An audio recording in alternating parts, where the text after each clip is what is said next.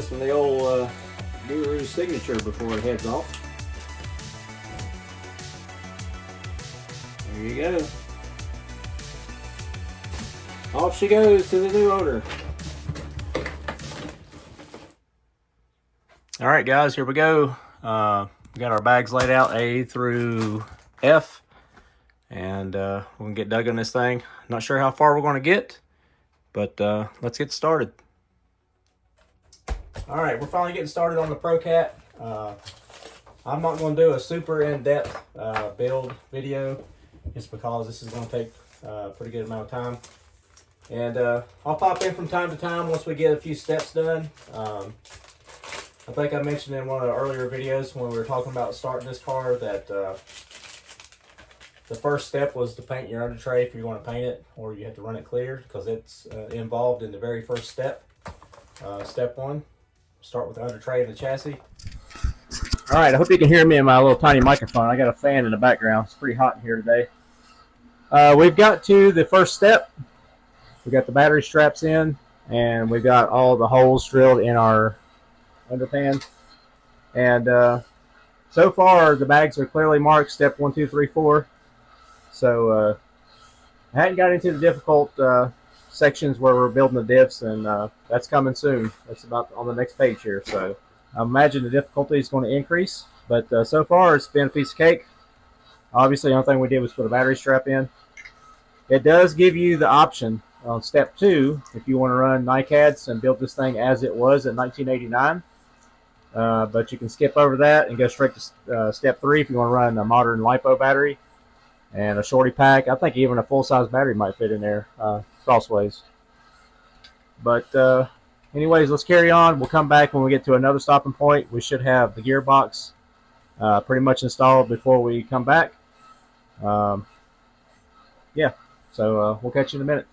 All right, we got through step 6. We built the upper pulley, and half of the gearbox or the motor mount is installed. We're going into step 7, which is the ball diff. That is the 3 stacks of belt pulleys, and it doesn't look too difficult, anything unusual. Luckily, the thrust bearings are all assembled. They're not individual tiny balls like some of the Stealth diff or the MIP, where you got to build the little washers with the used grease just to hold the balls in place. These are captured, so that makes it a little easier. We're going into step 7. Right there it is. Everything's really clearly marked. This is back in 1989. Everything's Phillips head for the most part. There's a few hex screws, but so far everything has been Phillips. It's definitely an old school car. Not a big fan of that, but it's correct for what it is. So we're going to get into the diff, and we'll be back once we get that installed. All right, bag A consisted of steps 1 through 9, and that finished off with building the diff. There's your triple pulley setup. Hard to say that fast. So far, so good. It's been a little bit fiddly getting this all together at one time. It is a ball diff. You stack all your washers, and you have to pay attention. There are very small differences in washers, and they have to be in a certain place, like minimal difference between the two. So pay attention when you put this assembly together.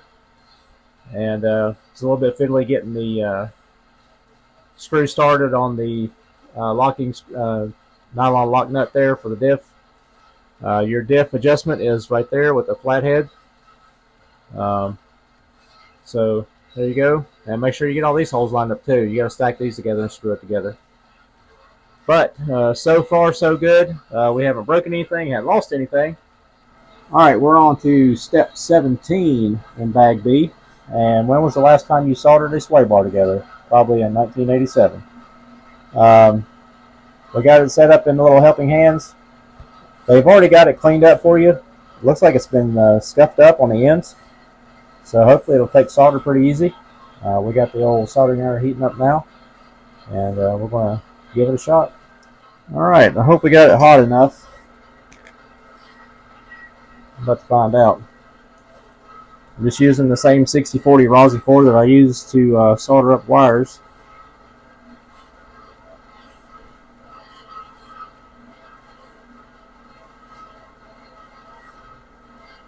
May not be the prettiest solder job, but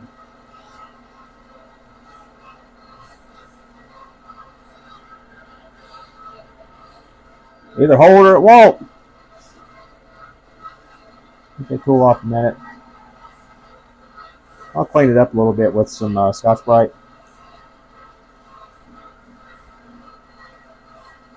That is not holding.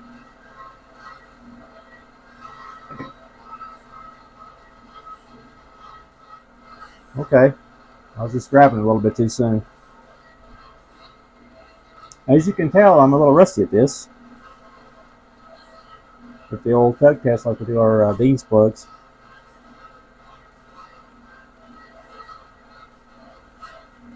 It seems to be holding, even though it went a little bit far, so I'm going to heat it up again. I don't want the bar protruding from the end of the ball there. Alright. Let's let that cool off, and then we'll flip it over and do the other side. Maybe it won't be so fumbly next time around.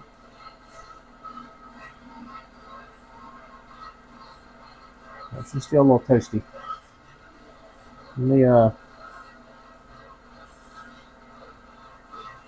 flip that over and see if we can match the other side here. There you go. Get a little tip off there. Vast improvement over the first side. I'm going to clean it up with the Scotch-Brite. I think they'll be alright. I'm not going to try to redo that since it does seem to be holding. Alright, a little bit of red Scotch-Brite, and got that cleaned up pretty good. Focus, focus. There you go. Looks pretty good there. Not too bad for my first time in about 30 years. Let's get this thing installed. Alright, we're ready to install the sway bar now that we got it cleaned up, soldered up. Still a little bit fiddly to get in here. Not too bad. Alright, there's our sway bar installed. Next step is the ball diff in the front. We're going into bag C. That was the last step on bag B. Bag C is just repeating what we did on the first couple steps building the diff, so we're not really going to get into that. We'll wait till we come back and start assembling the front bulkheads and bumper. And yeah, so we'll see you when we get back from building the front diff. Alright, before I get too deep into building this front diff, I'm going to show you how simple they're making this. We're into bag C, step 19, and here we are. We got 19, 20, 21, 22, 23, so on. We finished off with step 27, and so far everything has gone together pretty much flawless. Just practice on the solder in there, but other than that, everything has gone together super easy so far. Now, in 1989, when I was 16 years old, I'm not sure I would have been able to handle all this, but maybe. But so far, everything has gone together pretty flawless. There's no extra parts. There's no extra hardware, so be careful. Don't lose anything. That's why I did try to build it on a towel today to keep things from bouncing around. So, anyways, let's get another example of how easy things are going here. We're going to jump into step 19, get this diff built, and then, like I said, we'll come back once we start putting the bulkhead on, and we'll go from there. All right, we are on to step 22, and this is the step I mentioned earlier when I unboxed the car. This is the step where it has to go through like 5 or 6 layers. It's got the under tray, the chassis, the upper deck, belt cover, and a bumper. One continuous screw goes all the way through. Well, there's 4 screws, but it has to go through every layer. And other videos I've watched on this car, they say this was the most, probably the most difficult part, but it really wasn't that crazy. It's just everything has to line up. You may have to ream the holes in the lake sand a little bit, and that's not a big deal. But you've got 4 of these monster screws that go through everything. That goes through the whole deck of the car. So we are gaining on this thing faster than I expected. And it's going together relatively smoothly. Now I'm going to jinx myself because this front end is going to get difficult, I imagine.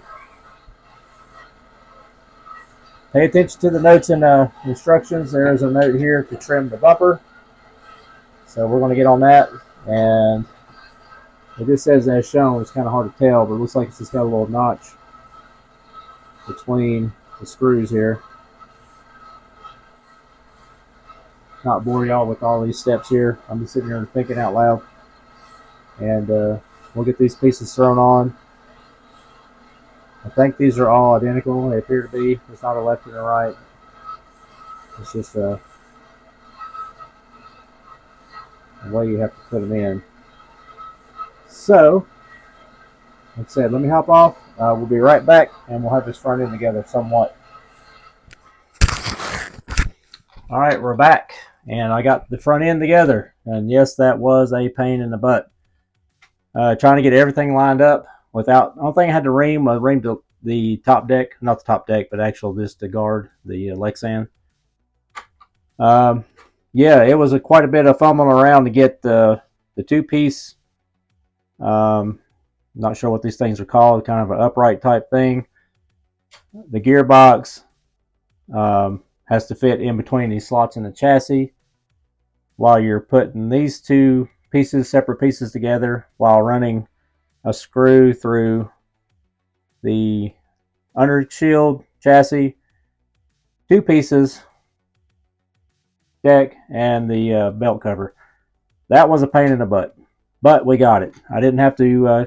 I didn't resort to filing or cutting anything. It went together as it should. Everything is spinning freely. The factory setting, there is notes in here, is the loosest belt setting there is, so we will have to adjust the belt before we run it, put a little tension on it.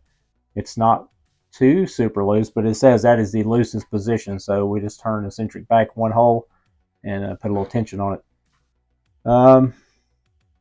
We got the bumper on. We are just about to put the A-arms on, or control arms, or whatever you want to call them, and the front spindle type things.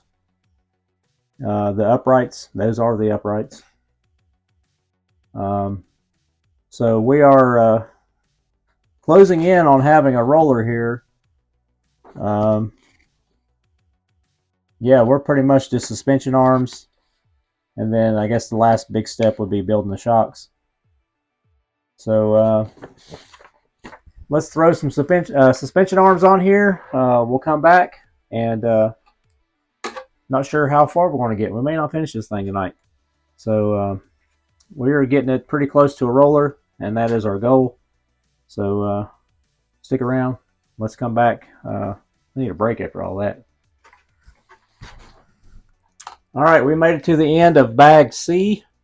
Bag C was the remainder of the front end. And this front end looks a little weird. It is designed, it's a breakaway front end.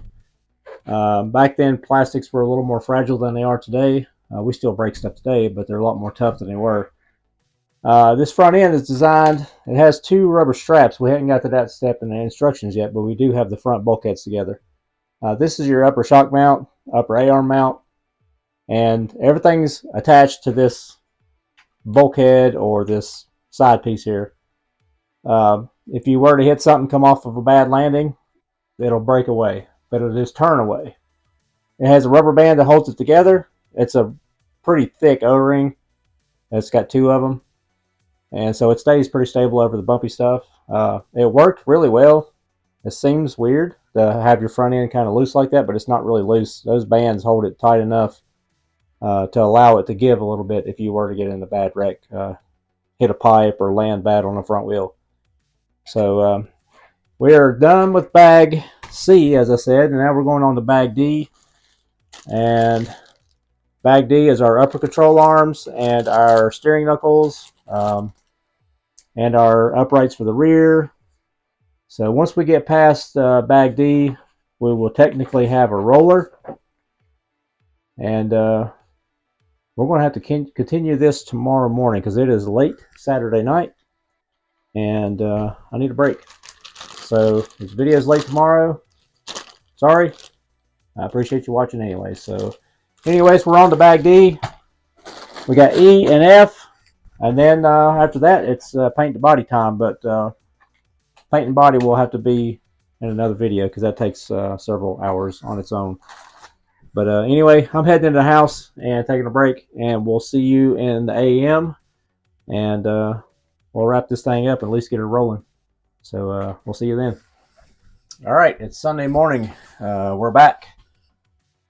We left off on bag D, and we're going to try to get all this wrapped up. We are running late. Sorry for the delay, but we had a graduation party yesterday, and we have a graduation ceremony this afternoon. So I am doing all I can to push out a video today. So here we go.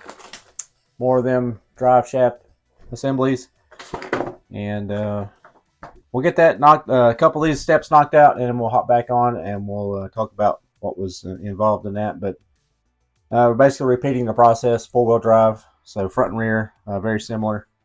The headache was the front bulkhead with all those parts and pieces that had to go together at one time. So enough jibber jabber. Let's get this together. All right, first step in bag D is those O-rings I was telling you about. That's what holds your front end together, where it has the breakaway front suspension mounts. And it has 3. I thought it was just 2, but it's 3 pretty stout O-rings. And I guess it takes 3 to keep it consistent. But seems to be a pretty effective system to keep your front end from getting broke. So there it is, and then it takes quite a bit to get that to flex, but it gives it enough flex to give in an accident. So pretty cool. This is the 80s again. It's a different kind of. This whole car is very different. So I've never built one. All right, there's the O-ring setup. We're going to go into the next step, which is going to immediately start putting in the front upper control arms. I'll get those on, and then we'll pop back on here.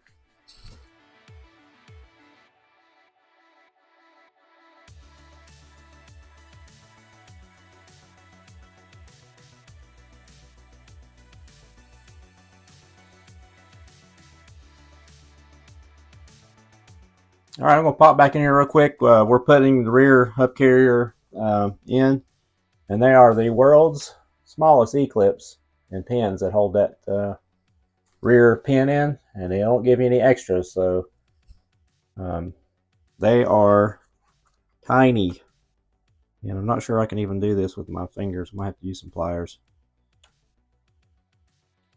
There's a lot of odd things about this car. It's got huge bearings. It's got these bulky parts, and then the mounting points are super tiny. I know they didn't have the availability of stuff like we do now. The technology was definitely not as advanced. But it's funny where things are really beefy and where things are kind of fragile.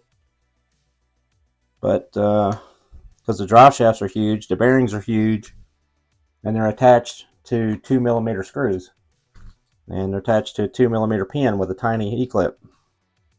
So I guess that was just what was available at the time.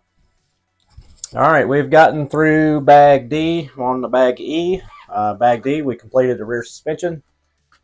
We got our got a little bit of hang up right there, but we got those tiny E-clips in. We didn't lose one, thank God. We got our turnbuckles set a little bit longer than they said 16mm.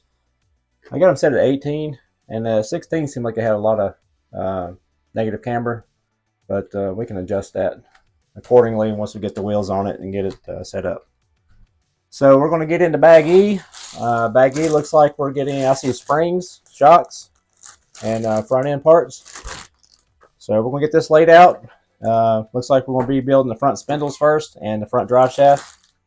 Yeah, they're so simple. They're every step. They won't let you go past anything without. If it's like I said, if it's got 2 screws in the bag, that'll stop you to install those 2 screws. So yeah, let's get started on this, and then we'll come back.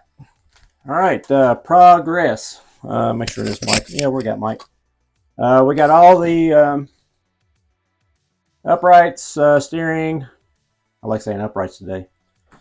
We got the steering, drive shafts, upper wishbones, they call them. All the rear's done. We got the rear wing mount done. And that is the end of, almost the end of bag E. The next steps are the dreaded shock builds. And once we get the shocks on, we are pretty much rolling. We'll just have to, well, bag E bag F goes into finishing the shocks. So we'll go through every bag before we get this thing rolling. So we're going to get into building the shocks. I get a couple of them built. We're finally going to use the shock stand that my brother sent us out. And yeah, that's pretty much it. We get shocks built. We're installing them. We go into bag F, putting the springs on.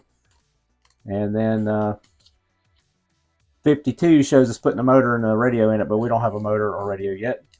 So let's get these shocks built and get the wheels on and get this thing rolling. All right, got to another stopping point. I got the shocks built with the cartridge in them. I just want to give you a quick tip. Be careful unbagging the shock bag. You got all your O-rings, and there's a washer. It's the final washer that goes in, and it's practically clear, and it's easy to misplace, and there are no extras. And or also checking the shock bodies, because I found one of the missing O-rings was in the shock body in the bag, just from shipping. All right, and always check for flashing around the piston and the molded parts. These are unlike what we see today that have different holes for different passage for dampening. These just have a little notch made into them. But around that notch, there was a little bit of flashing on the mold, so just take your little X-Acto or a razor and clean that up. But so far, we did have to modify the Harbor Freight pliers. Don't recommend those. The tips are too big, so I took the little Dremel and downsized the tip there to fit in these tiny clips. And I found my first extra part. I got an extra E-clip on the shock piston bag. So you get 4. You only need 4. We got 5. So that's a decent size, normal size E-clip right there compared to those rear arms, and we got an extra one of those. So that's pretty much it. We're going to start. I guess the next step is filling these front shocks. We'll get the front shocks complete, and then we'll repeat the process on the back. We can use our shock caddy like so, and yeah, that's pretty much it. We'll get this going. I'll get the shocks on, and we are one step closer to calling this video completo. So we'll catch up with you in a second. All right, it's almost 12 o'clock when we should be posting this video, but it's not happening yet. We have got through bag E. We're on to bag F. Bag F is a lot of loose ends here. You finish up the rear shocks, and then you start installing like servo mounts and stuff like that. So we're going to jump through bag F here right quick so we can get this video out today. That's my goal. I guess it's step A out of bag 46. So that's just basically our shock caps, shock ends, and the springs. And we're ready to fill these up with oil. We use our little shock caddy, and the bottles they come with the oil is pretty neat. But they don't have a squeeze top. They're actually a hard plastic. I'm not sure what the conversion is on 300 and 400 to what I'm used to, like 30, 40, normal, just normal number weight oils. The shocks come with a bump stop too, 8mm bump stop. I don't know if that's just to keep the suspension from binding up on the downstroke. You got just a little bit of rebound. They feel really good. They don't feel like they got any air in them at all. Normally, if you get some air bubbles, you just leave them in the caddy for a while, and it will kind of naturally bleed off any kind of air bubbles.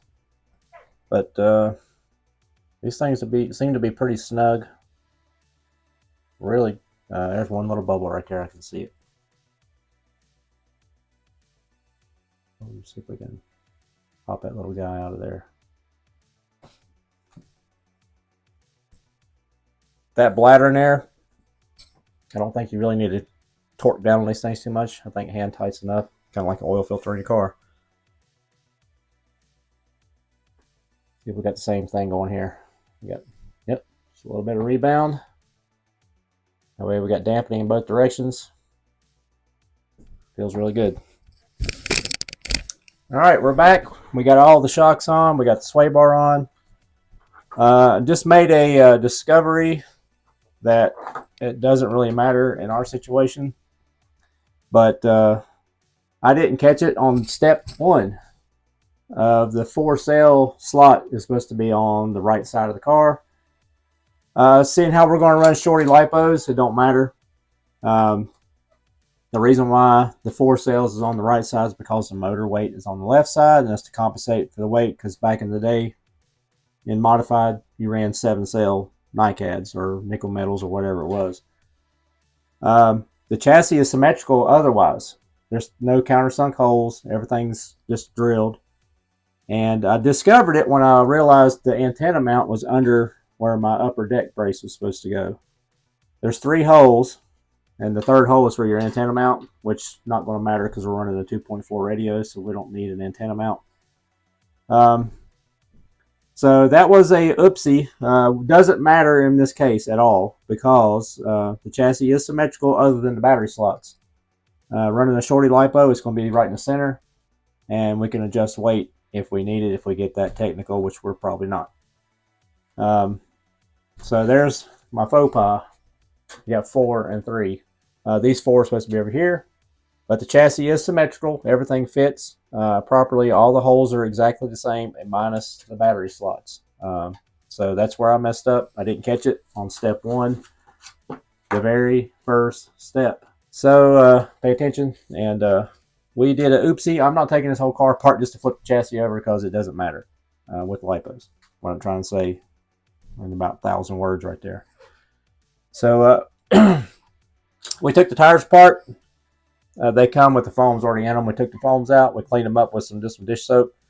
You can soak them in some Simple Green or whatever just to get the wax off of them. They have the wax from the mold. We're not going to run these, but we're going to put them on the car for now for show purposes. So make sure you get all the water out. We're going to put the foam backs in.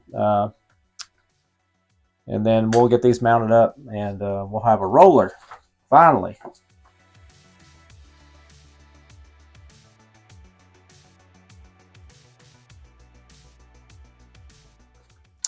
All right, we're down to our last wheel here.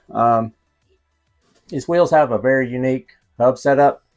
I don't know how well that would hold up to modern day horsepower, but it is captured in this bearing, so it might be okay. Like I said, we're not going to run these wheels because they're too small, and the tires just wouldn't work on today's surfaces. These tires were mainly made for turf, like grass and or loose dirt. Back in the 80s, that was the thing. In Europe, they run grass. In America, we run a lot of loose dirt. And JC Racing makes a 2.2 wheel that will fit this car, and we will be ordering some of those just to run modern tires. And I'm probably going to just run a 17.5 in here and keep it safe. But there we go. We got a roller. Check it out. Back's a little springy. We need some weight in that thing. The front shocks feel great. They feel a little stiff.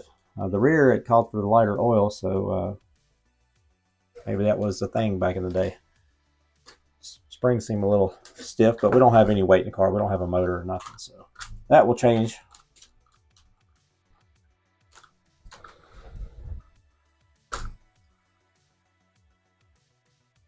All right. All right, guys. There's a wrap for the cat build.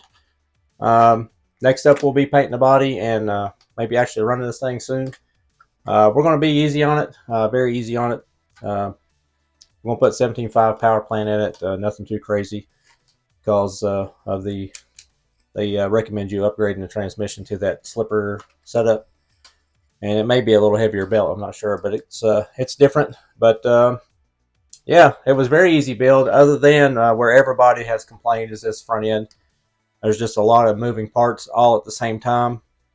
The sway bar's flopping around. You could have probably left the sway bar off before putting all that stuff together, because it's plenty of room to put it in afterwards. Other than that, this is a very neat car. Very complex for the 80s. I can't imagine trying to build this as a kid. Um, but everything went together really smooth. There are no bonus parts. We got 2 E-clips left over. That's it. And that was the 2 extra E-clips for the shock pistons. So be careful when you're building it. These tiny E-clips that go in the rear.